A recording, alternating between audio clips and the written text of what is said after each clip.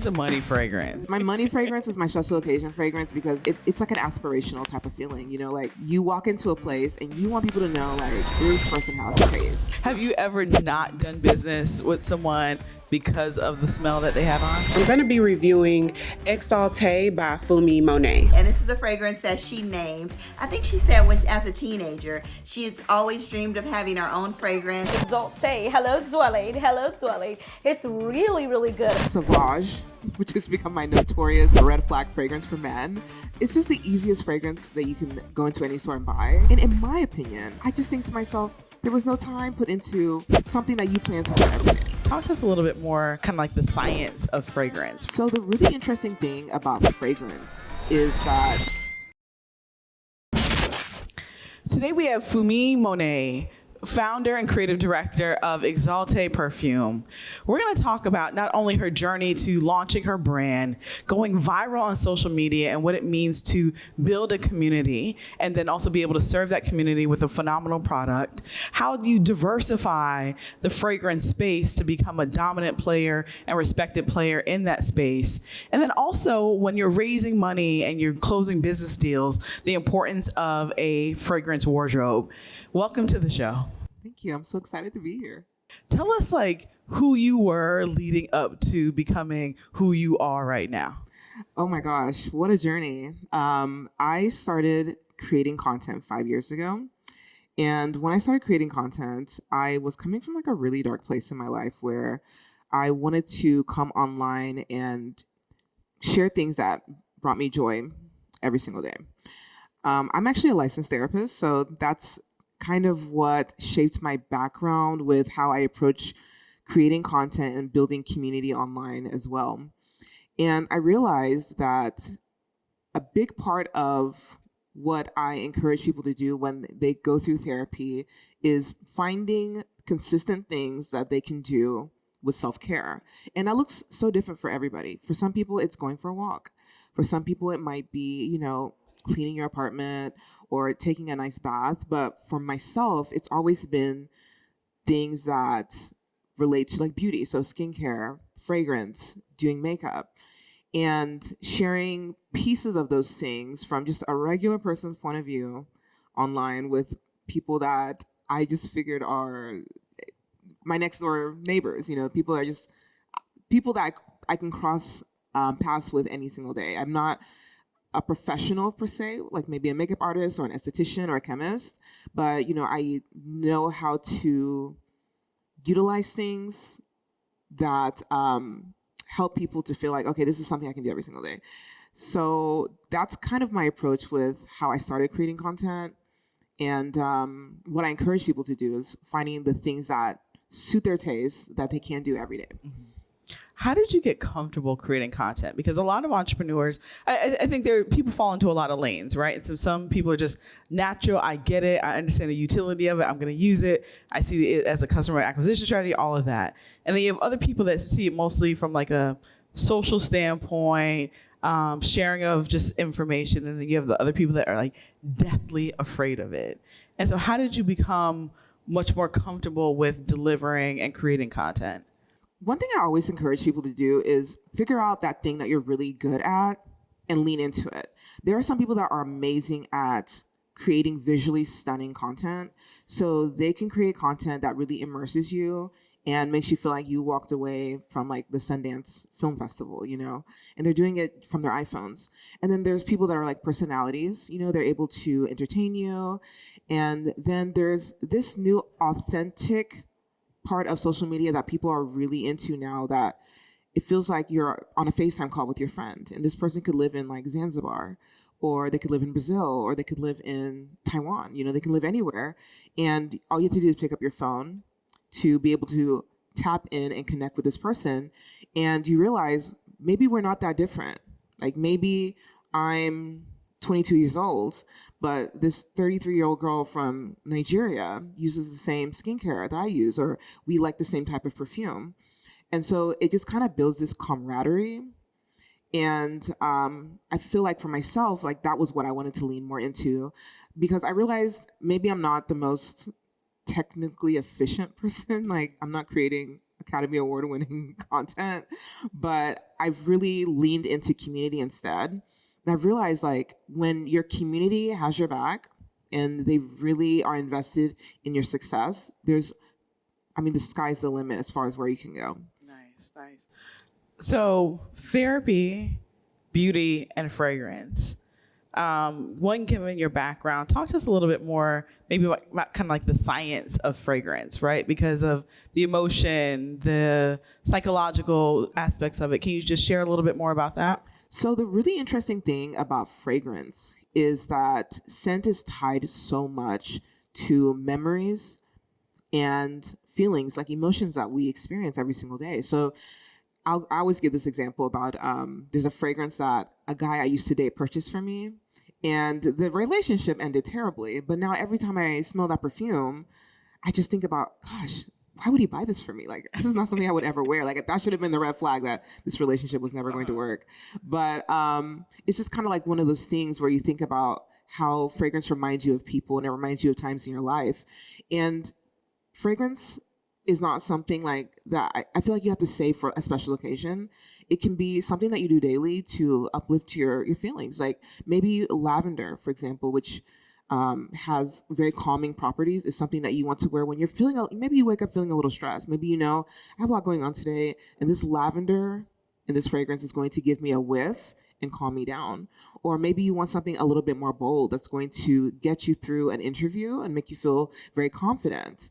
Or maybe you have a date coming up and you want to feel sexy and alluring. You know, you might pick up a fragrance that really taps into that side of you, and you're able to kind of elevate your mood and your feelings and how you move into all of those situations a little bit differently. Yeah, so it's definitely tied to confidence, right?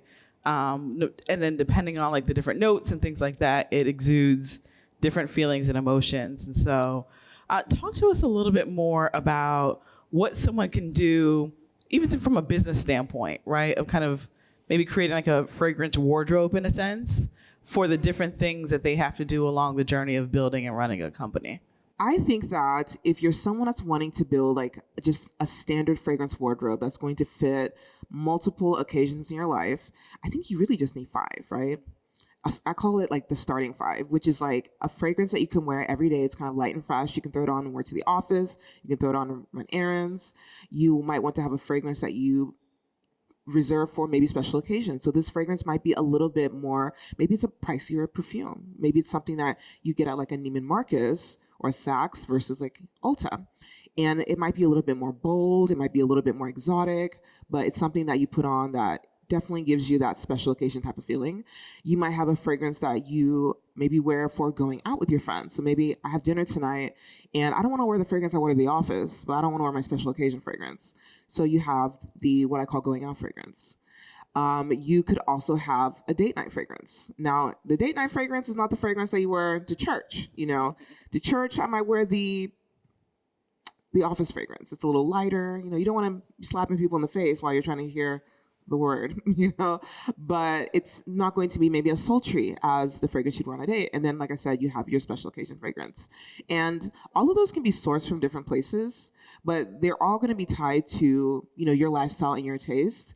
So I think it's really important that, you know, if you can keep those 5 things in mind, then you can create a wardrobe that's going to be really unique to you. Which one is like, I'm in my bag, I'm fundraising, money? Where's the money fragrance? Ooh, that's my special occasion fragrance. My money fragrance is my special occasion fragrance because it's like an aspirational type of feeling. You know, like you walk into a place and you want people to know like this person has taste. This person has their stuff together. This person is going places. I better keep my eye on them. And that is what I love about that type of fragrance. You know, the vibe. What I've also heard recently, and I feel like it may have been with your content, about layering fragrance, right? Is that something that's new, or why is it important in this moment to be thinking about how you layer different fragrances? Or should you not? Layering is definitely not like a new concept. I think it's more so something that people are really paying attention to. I think a lot of times you might hear it as people saying like they like to mix their perfumes. So you'll hear people say like, I always mix these, you know, 2 perfumes or 3 perfumes when I put them on. But I think I kind of consider it a way to be kind of artistic, with how you approach your scent journey. Not everybody is going to be able to pick up, a brush and approach, an easel and make a work of art.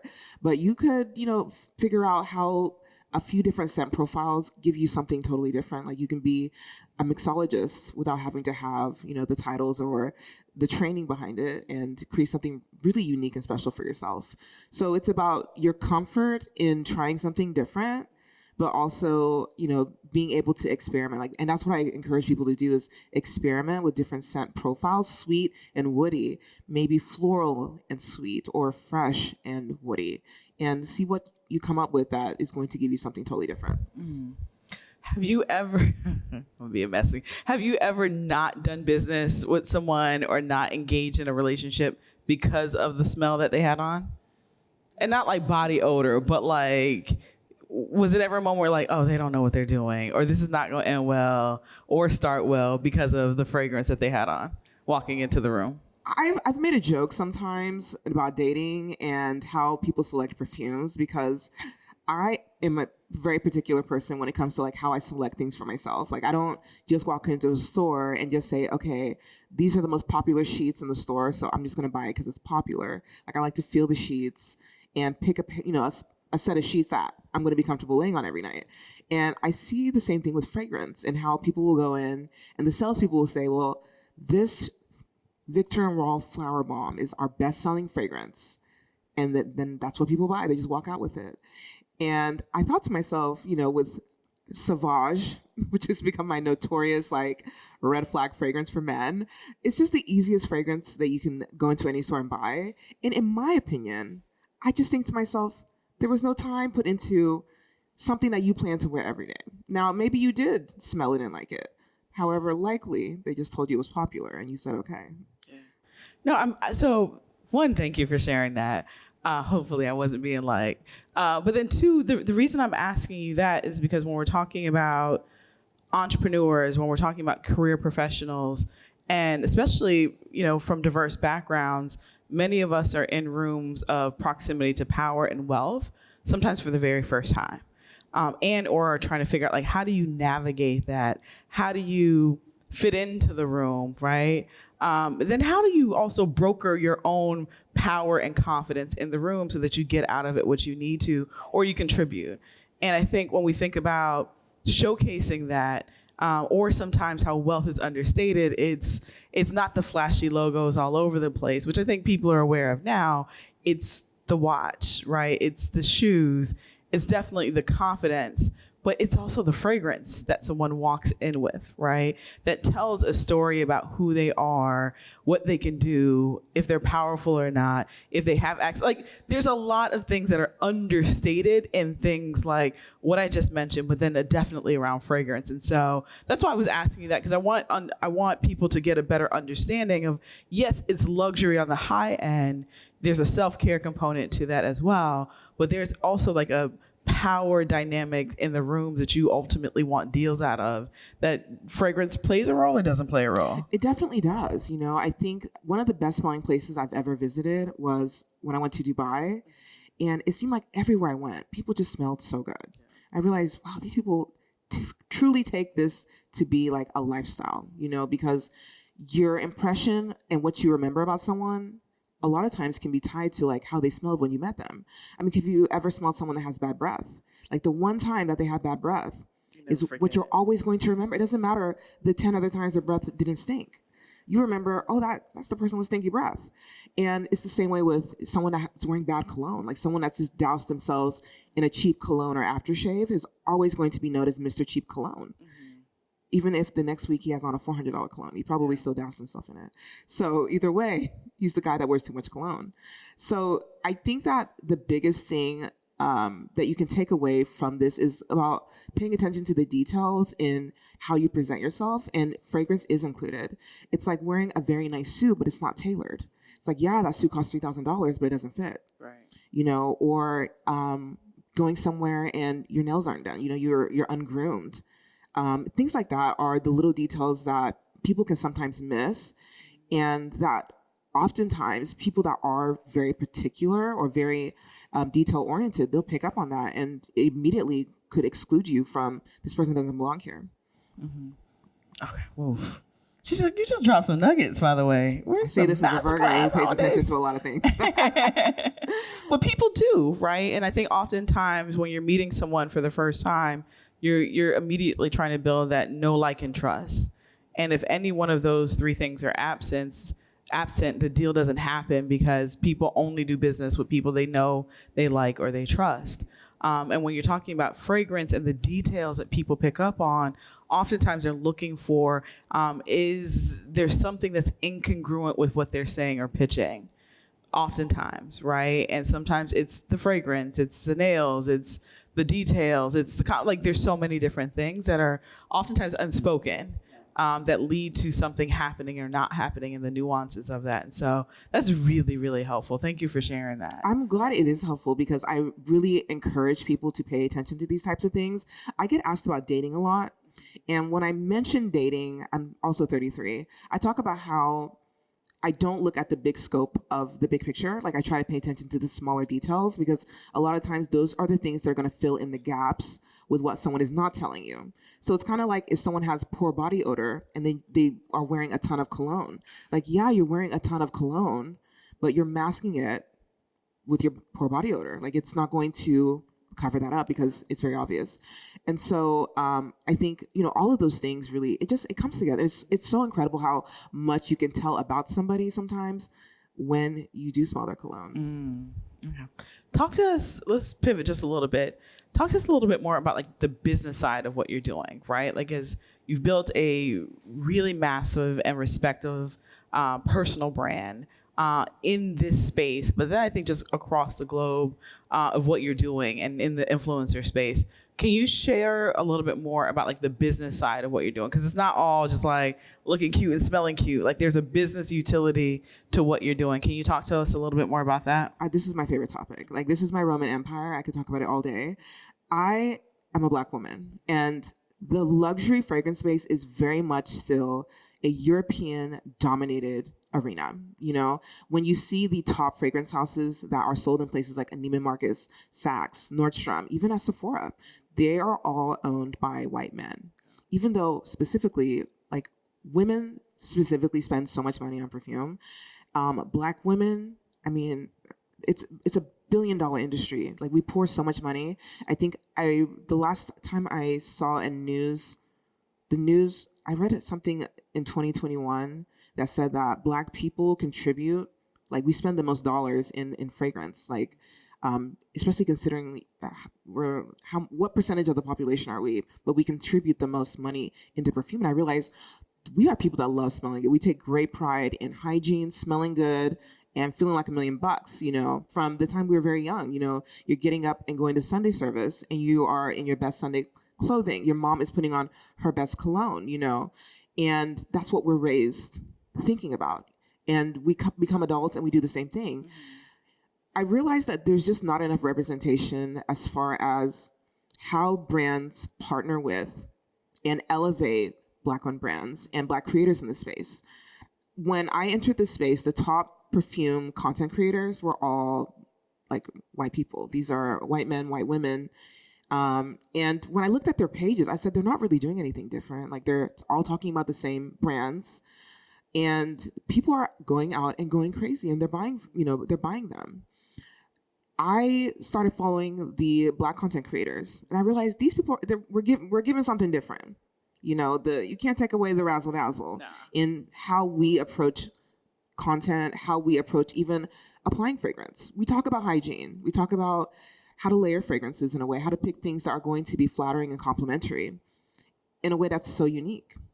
And so for myself, like I thought about who my audience is, and I had to be okay with also knowing I'm not going to have, let me not say that because I don't want to put a cap on myself. I may not reach an audience at the same pace as my white peers in this space, but I'm reaching an audience that is not spoken to directly. And that's what my focus was on, was Black women who go into these stores and they know they have a bag to spend, and also people that have a budget and they still want to smell bomb. Like, where can I go with $50 that's actually going to smell really, really good? Not some cheap stuff. I do want something that's still going to make me feel good. How can I do that? in a way that doesn't talk down or belittle that person either, which I found sometimes content can do. And so I approach content the way I approach therapy. Everybody comes in at the same advantage, whether you have $500 or you have $50. My goal is to help you find that thing that's going to make you feel good. What has been most surprising to you as you've built community with your platform? What is shocking to me is how many times people will tell me, some outside people will tell me, sometimes the recommendations you give are too expensive. Maybe you should only recommend stuff at Bath and Body Works, or less expensive stuff. And I've realized the people and anytime I do that, it's always Black women that are like, yeah, I'm going to Neiman Marcus this weekend. I drive up to the city once a month. I don't want to know what I can get at Ulta. Ulta is in my city. I have Ulta down the street. I want to know this high-end thing I can get for my anniversary, or I have a day coming up, or I just got a promotion, Funmi. What is something that's going to make me feel like I'm the boss, And I've realized that you don't have to shrink yourself because of what people think you should do to fit an audience they think that you deserve. And I've realized that sometimes people think you deserve an audience that can only afford $50. But what I've realized is I have an audience that they're dropping $2-3 when they shop. And I need to make sure I'm not shrinking myself and my taste because of what other people think I should be talking about or recommending. Don't miss your chance to win $1 million. Applications for the 2024 Black Ambition Prize competition are now open. Are you building a high-growth business in tech, healthcare, AI, media entertainment, or consumer goods and services? If so, we'd like to help you scale. Apply for a chance to win capital, coaching, and access to an amazing community of diverse innovators at blackambitionprize.com. How did you get to that point, though, right? Because I think sometimes there's what the old saying, the customer's always right? Or the community person is always right, or the follower is always right. How do you get to that point where you can discern between, all right, this is someone I should listen to, or I fully understand who I'm building this for, who I'm communicating to, and I can ignore this? Because sometimes it can be a really fine line. It is, and sometimes it's just noise. That's what I had to tell myself at some point, that some things are noise that are thrown in your way to distract you from your larger goals down the line. When I first launched my fragrance, we launched a bigger size. So we relaunched a smaller size, but we launched a big size bottle that was 100 mLs. This is the standard large bottle that you can buy at any department store. We personally went through one of the top perfumers in the industry to make the fragrance. He's responsible for some of the most popular niche fragrances that a lot of people own. The Dior's, the Francis Kurkdjian's, he's working in that same capacity. We manufactured everything in France. And it was also an extrait, which means it has a higher perfume concentration. I knew how much money we spent into this project. And in my team's opinion, our perfume was priced fairly at market price.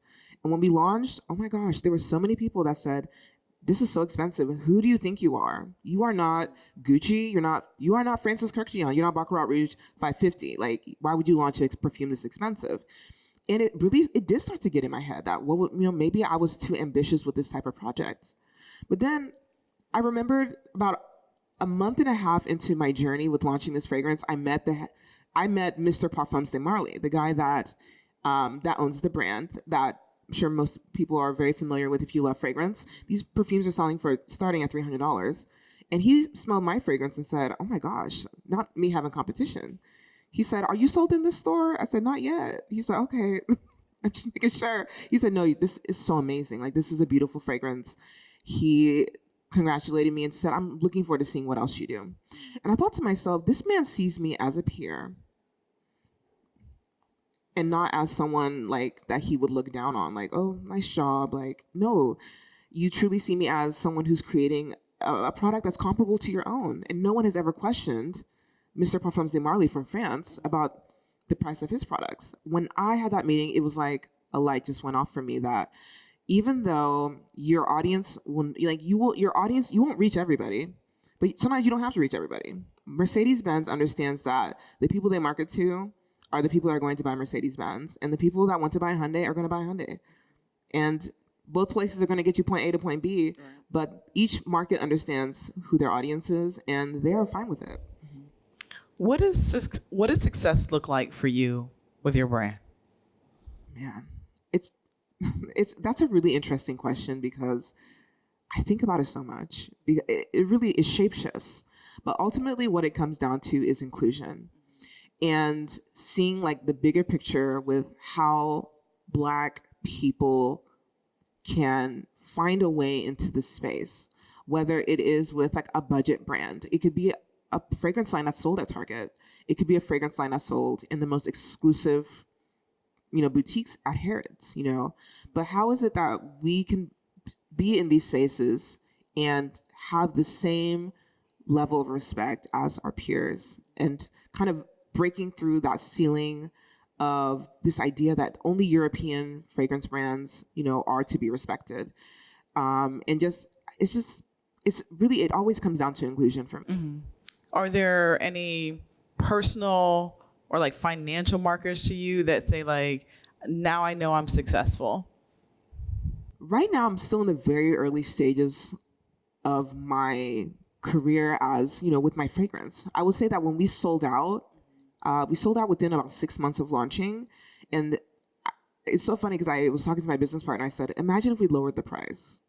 We could have listened to these people and lowered the price. But guess what? The perfume still sold out. The perfume still got amazing press. The perfume still has amazing reviews online. And we didn't have to cheapen our ingredients, downgrade our packaging, any of that, compromise any of the goals that we had into going into this project in order to appease people that were never going to buy it. These people weren't going to buy it whether we sold it at $250 or $25. So the people that are going to appreciate a quality product are the people that purchased it, and they did. And so we ended up relaunching in a smaller size to accompany the larger size bottle that we'd sold in initially. And it's still doing very well. It's selling consistently. We're picking up new audiences every day. And there's so many people that are like, I've never bought a nice perfume for myself. This is the first time I bought something really nice. And I mean, that makes me so happy. Yeah. How did you tune? Martha Beck calls this like your body compass, right? And so that your body tells you or best informs you on how to make the best decision moving forward. And like many of us have never calibrated our body, but humans make between 30 to 40,000 decisions every single day, and they've never calibrated it. And so oftentimes, especially as a business owners, it's hard to move forward, or you end up in this like analysis paralysis, or like you said, someone said like you should lower the price, and you're like, no, we're not going to lower the price. We're going to like, hold the line and like bet on ourselves, right? Or bet on this decision as being the best decision. How did you calibrate like your body, your mind to help you make those kind of definitive decisions moving forward, whether you knew if it was going to pay off or not? I think the most important lesson I can teach people or like encourage people to think about is to understand that no one else has to see your vision but yourself. You can often spend so much time having this dream or this vision of what you want to do in life, and you spend so much time convincing other people around you to believe in you too, that you don't even work towards that thing that you're trying to do. It's a total distraction. And anytime I've been in a position where I have an idea about something and I share that idea and the other people around me might not get it, or they think, well, maybe you should wait. That's when I step back and say, you know what? Whether or not you believe or have an intention to help me get there, I'm going to do every single thing in my power to still get this recipe cooking, And I have even had that recently where, I had an idea about a project I wanted to work on. And when I talked to people that I thought could help me with it, they said, you're just not there yet. You don't have 1 million followers. Like other people have 15 million followers. So those are the people we're focusing on with launching projects. And I thought to myself, wow, like maybe they're right. Those people have a way larger audience than me. So maybe I just need to keep working on building my community. And then not even a week later, I met someone who has like 1,000 followers on social media. And she's like, I'm having a meeting with Sephora to launch a brand. I was like, wait a minute. Sephora's taking your calls. Sephora's taking calls. So I say all this to say, I realize that these people don't see my vision. So they don't have the capacity to help me in my journey. But it just reinforced the idea that I know that what I want to do is possible. Now I just got to keep going at it. And that is how I kind of return my body back to the North Star. The North Star is always going to be your dream. And anything that gets in the way, you just have to sometimes move around it and understand, like, you don't see it now, and eventually you will, and they do. They always see it eventually. But if you can't see it now, that's okay. I'm going to keep going, and maybe somewhere along the way, I will find somebody, an investor or, an advisor or somebody that can help me to continue on my journey and strengthen that process. But in the meantime, you just have to, block out the noise. Tell us about your most ambitious moment along this journey, or like a moment where you just bet the house. I'm just figuratively saying this, like bet the house, cash in on the 401k. Like it was like do or die, must or bust. Like this better work. Tell us about one of those moments. This was when I launched my fragrance. So when I launched my fragrance, I was approached like 3 years ago to do a collaboration with another brand. And like, once again, I want to reiterate, I don't have the largest audience. These people weren't meeting me thinking Funmi's going to sell to millions of people that follow her. They actually approached me because they said, we love your taste. You have taste. And we have the resources to actually work with the best in the industry to create something. We would love for you to kind of be almost like our guinea pig. Like we want to do more of this, but we want to test the market to see how well this is going to do. And I said, okay. So I came on as like a creative director for this project. And it's once again, this idea that when you are launching something at this level, especially when people know this is something that she would like to do, they expect maybe she'll do like a body spray, she'll give us a $25 product. And when they came back and said, okay, after we've run all the numbers, we're gonna have to sell it at $250. I was like, Lord, these people are got to eat me up online. I know my comments are going to be getting chewed up every day. And they were. But more than the people that were protesting, there were people that were saying, I'm going to support you. I'm going to buy this. I bought 5 of these. I bought 3. I wore this and I sent the link to my line sister loved it on me. So she sent it to the whole group chat. And I realized that I'm risking my reputation online right now. But once again, I have to trust that the people that are going to appreciate this type of product are the people that will find it, and that positivity will be louder than the rest of the noise. Nice. I love it. Thank you for sharing that. So our founder, Pharrell, when he did his LV show in Paris a few months ago, I was there, and there was a woman who had a conversation. Said this thing to me that stuck with me. She was just about the show. She was just like, this is what it looks like when you have the budget to match your imagination. And I was like, dang, that's dope. I'm gonna write that down. I'm gonna give her credit the second time. Am I still right? And so what would your brand look like if you had the budget to match your imagination? I will tell you my dream. The first time I visited the Parfum parlor at Harrods, it's the top floor where they have their most exclusive boutiques. And these are the brands that are very exclusive, and they have a very particular clientele. And I remember this was a couple months after I was getting, some heat about your fragrance is too expensive. Nobody would buy that. There was one particular brand that was sold in the boutique that I will never forget. The brand was called Henri Jacques. And they are a French perfume house that kind of originated in the Middle East. And I remember when I was talking to the person that worked there, he said, our main clientele started off as Arab royalty, oil and gas, Arab royalty. We exclusively cater to creating custom fragrances for them. And their custom fragrances started at like $18,000. And he said up to $32,000. And I thought to myself, this is where you started. $18,000, and these people didn't question it because they recognize this as something that we want to have. And now you're at Harrods. Now, they have fragrances that are a little bit more accessible, $500, but they understood this is who our clientele is. Our clientele is not people using coupons at JCPenney, and that's okay. You cannot reach everybody. But in that particular moment, I just thought to myself, this is incredible. I love this for you. And I hope that someday I can create an experience like that and work with amazing Black perfumers and work with the most rare perfume ingredients and be able to package a luxury experience that's very unique to my heritage, because that was the one thing that was missing out of the 20 or so brands represented, Chanel, Dior, Xerjoff, Henry Jacques. There was not a single Black-owned brand. I said, now I know African people are wearing perfume. Some of these people have 50 perfumes in their collection. They've been smelling good their whole life. Where are we? And we're spending money. Where are we here? In London? Where are we? And that was the minute that I told myself, I have to just block out the noise from now on, because clearly they're worldwide now. They said they just opened up a boutique in Beverly Hills. Yeah. So Funmi, with a budget to match imagination, is a $20,000 perfume in the marketplace. Is that what I'm hearing? Is it? I mean, I don't know if it'll be $20,000, but listen, there's so much wealth in Africa. Of course. In the continent. And these people are spending so much money. Like the budget is there. And I think, ideally I would love to create a luxury line that's, like I said, showcasing rare and exotic ingredients, working with the best talent with Black perfumers and chemists, but also to understand, there's balance. Like, I just want to do both. I want to have a luxury line at Harrods. I also want to have a line of fragrances at Target. Like, I love it. It's balance. I love it.